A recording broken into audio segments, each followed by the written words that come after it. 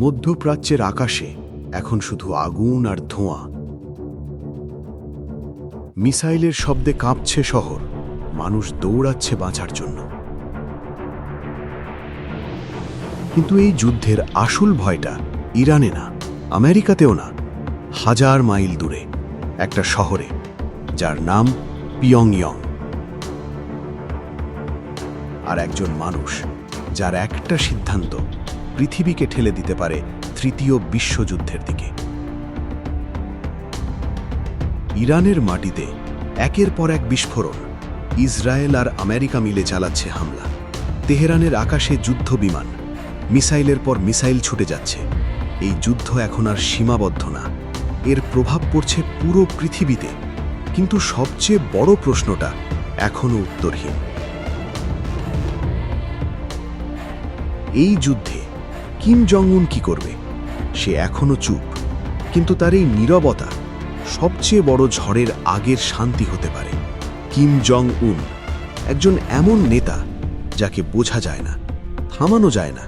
তার হাতে রয়েছে ডজনের বেশি পারমাণবিক অস্ত্র, যেগুলো মুহূর্তেই ধ্বংস করে দিতে পারে একটা দেশ।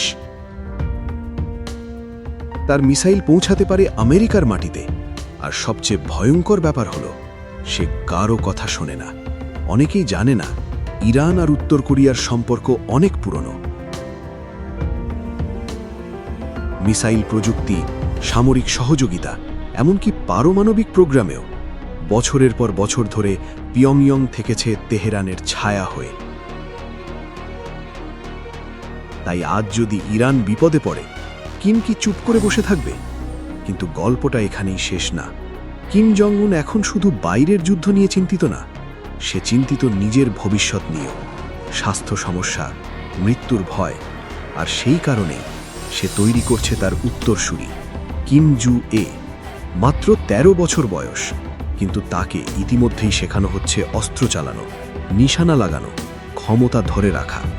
ভাবুন একবার, একজন কিশোরীর হাতে পারমাণবিক শক্তি।